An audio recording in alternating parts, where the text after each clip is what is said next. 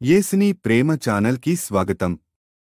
దయచేసి ఈ ఛానల్ని లైక్ చేయండి, షేర్ చేయండి, సబ్స్క్రైబ్ చేయండి. తెలుగు డైలీ ఆడియో బైబిల్ సమూయేలు మొదటి గ్రంథము 4వ అధ్యాయము. ఇశ్రాయేలీయులు ఫిలిష్తీయులతో యుద్ధము చేయుటకై బయలుదేరి ఎబెనెజరులో దిగగా ఫిలిష్తీయులు అఫెకులో దిగిరి.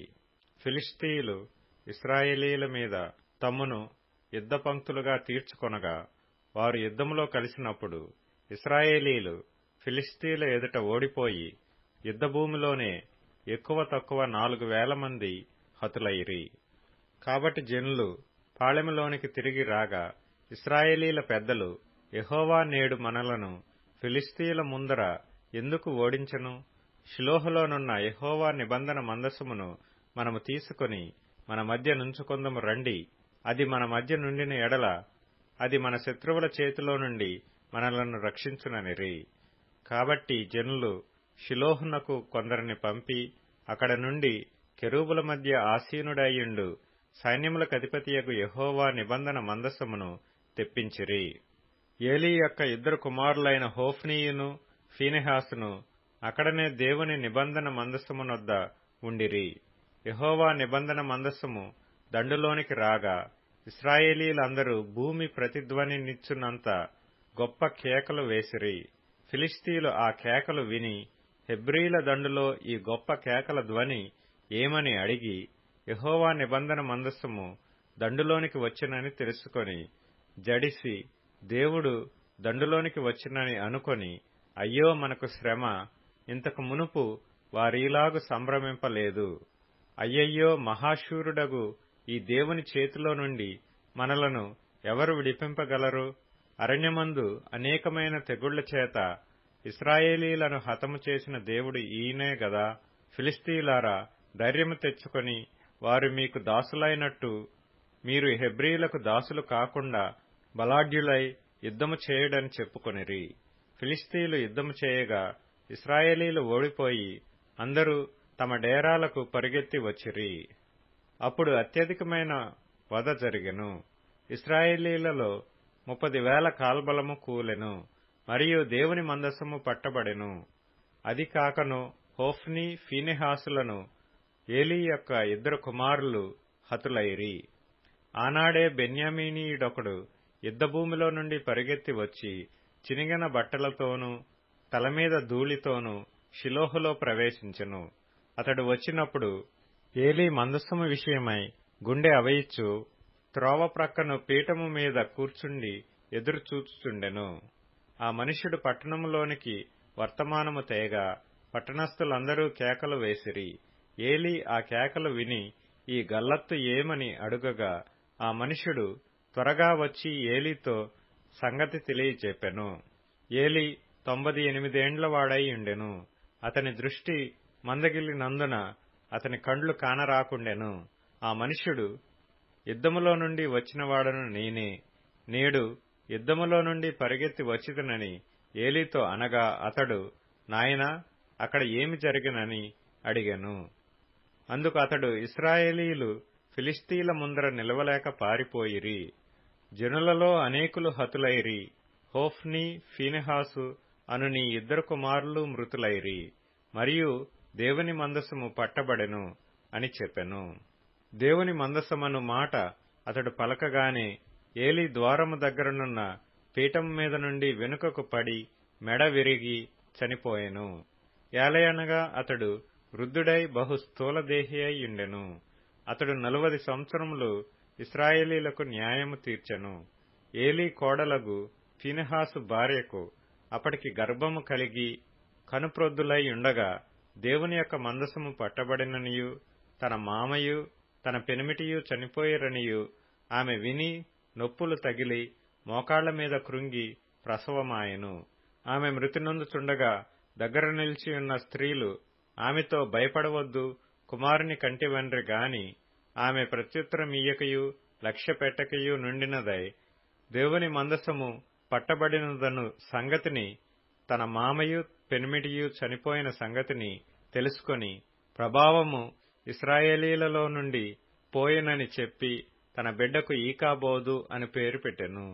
దేవుని మందస్సము పట్టబడిపోయినందున ప్రభావము ఇశ్రాయేలీలలో నుండి చెరపట్టబడిపోయెనని ఆమె చెప్పెను. సమూయేలు మొదటి గ్రంథము 5వ అధ్యాయము.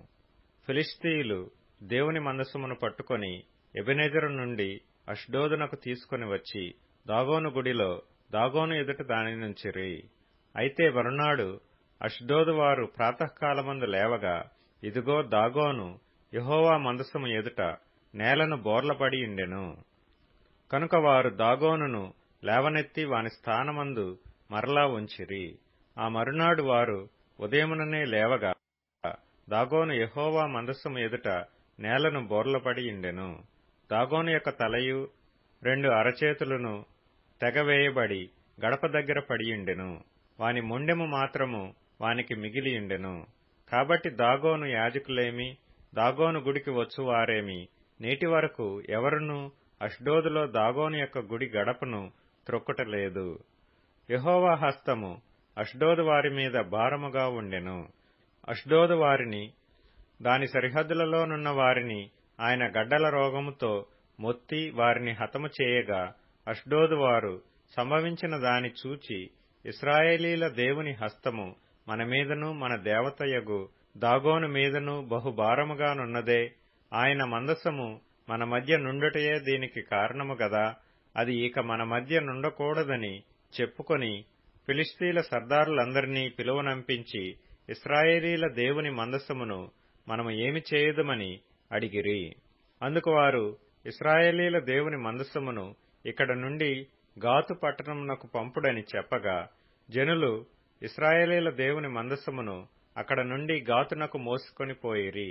అయితే వారు అష్డోదు నుండి గాతునకు దానిని మోసుకొని పోయిన తరువాత యెహోవా హస్తము ఆ పట్టణపు పెద్దలకు పిన్నలకు రహస్య స్థానములలో గడ్డలు లేపి వారిని మొత్తి గొప్ప నాశనము చేసెను.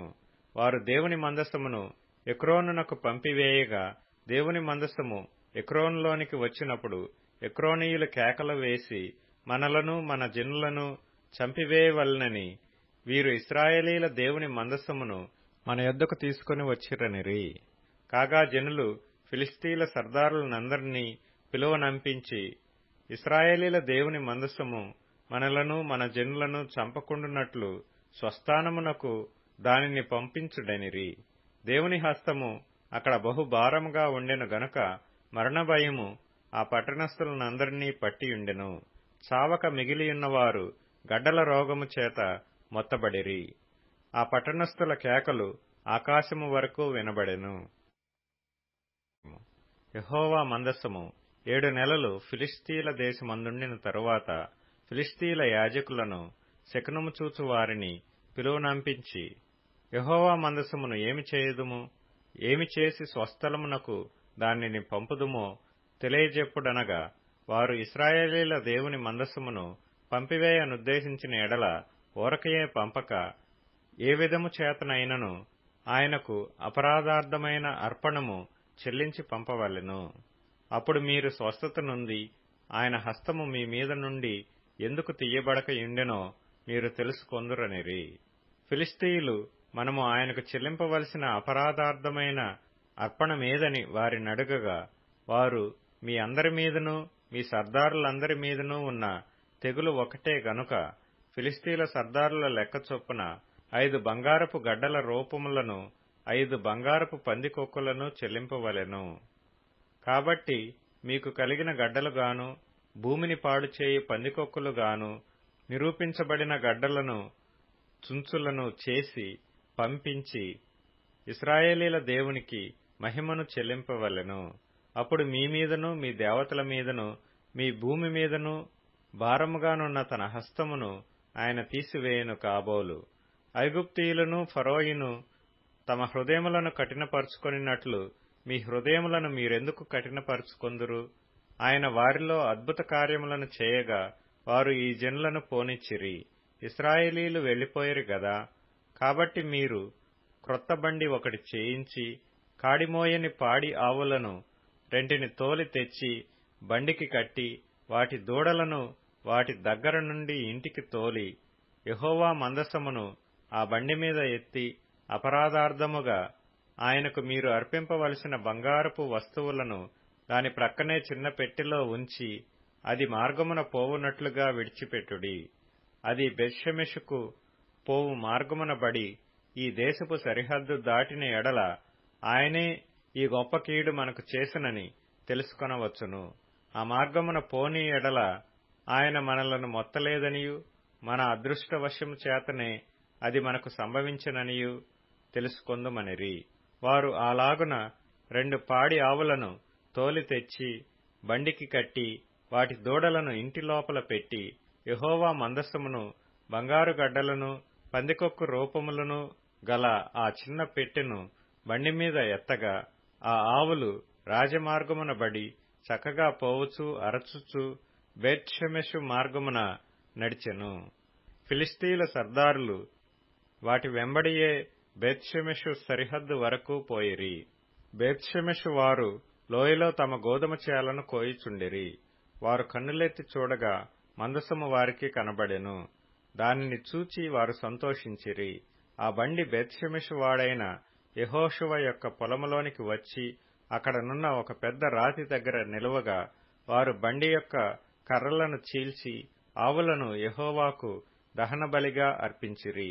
లేవీయులు యెహోవా మందసమును బంగారపు వస్తువులు గల ఆ చిన్న పెట్టెను దించి ఆ పెద్ద రాతి మీద ఉంచగా ఆ దినమున బేత్షెమెషు వారు యెహోవాకు దహన బలులను అర్పించి బలులను వధించిరి. ఫిలిష్తీయుల సర్దారులు 5 అంతవరకు చూచి నాడే ఎక్రోనునకు తిరిగి వెళ్లిరి. అపరాధార్థమైన అర్పణగా ఫిలిష్తీయులు చెల్లించిన బంగారపు గడ్డలు ఏవనగా అష్డోదు వారి నిమిత్తము 1, గాజా వారి నిమిత్తము 1, అష్కెలోను వారి నిమిత్తము 1, గాతు వారి నిమిత్తము 1, ఎక్రోను వారి నిమిత్తము 1. ప్రాకారము గల పట్టణముల వారేమి పొలములోని గ్రామముల వారేమి ఫిలిష్తీయుల 5 సర్దారుల పట్టణములన్నిటి లెక్క చొప్పున బంగారపు పందికొక్కులను అర్పించిరి. వారు యెహోవా మందసమును దింపిన పెద్ద రాయి దీనికి సాక్ష్యము.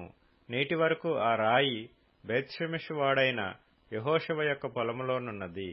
బేత్షెమెషు వారు యెహోవా మందసమును తెరచి చూడగా దేవుడు వారిని హతము చేసి ఆ జనులలో 50,070 మందిని మొత్తెను. యెహోవా గొప్ప దెబ్బతో అనేకులను మొత్తగా జనులు దుఃఖాక్రాంతులైరి. అప్పుడు బేత్షెమెషు వారు పరిశుద్ధ దేవుడైన యెహోవా సన్నిధిని ఎవరు నిలువగలరు? మన యొద్ద నుండి ఆయన ఎవరి యొద్దకు పోవాలనని చెప్పి కిర్యత్యారీము కాపురస్తులకు దూతలను పంపి ఫిలిష్తీయులు యెహోవా మందసమును మరలా తీసుకొని వచ్చిరి. మీరు వచ్చి మీ దాపునకు దానిని తీసుకొని పోవాలనని వర్తమానము పంపిరి. లూకాసు వార్త 12వ అధ్యాయం.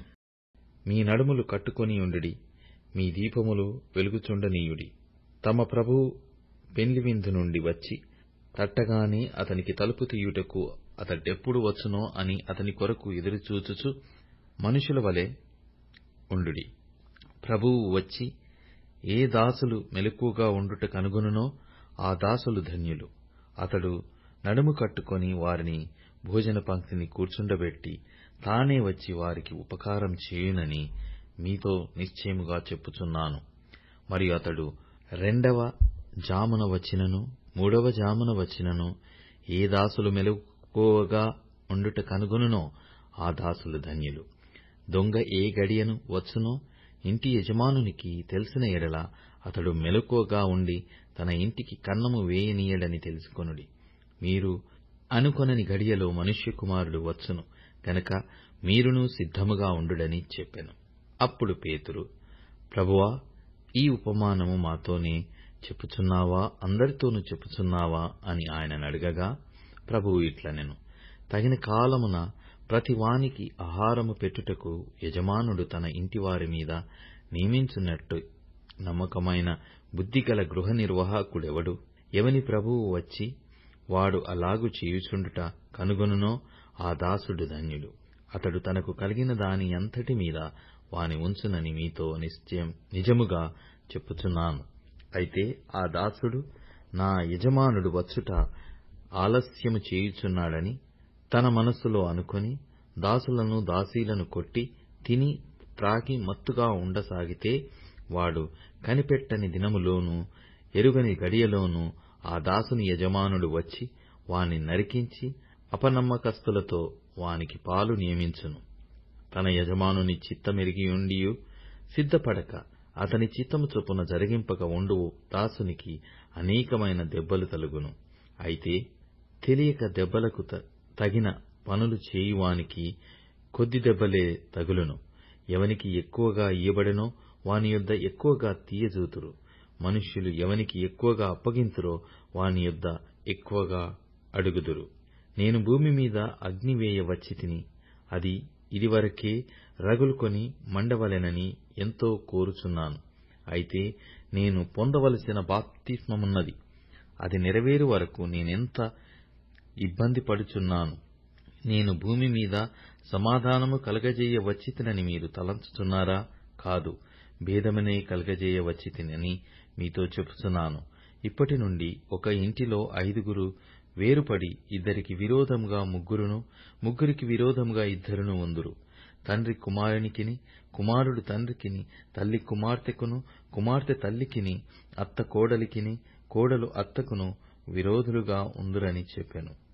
మరియు ఆయన జనసమూహములతో ఇట్లనెను, మీరు పడమట నుండి మబ్బు పైకి వచ్చుట చూచునప్పుడు వాన వచ్చుచున్నదని వెంటనే చెప్పుదురు, అలాగే జరుగును.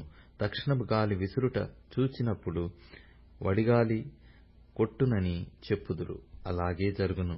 వేషధారులారా, మీరు భూమి ఆకాశముల వైఖరి గుర్తింప నెరుగుదురు. ఈ కాలమును మీరు గుర్తింప నెరగనేలా? ఏది న్యాయమో మీ అంతట మీరు విమర్శింపనేలా?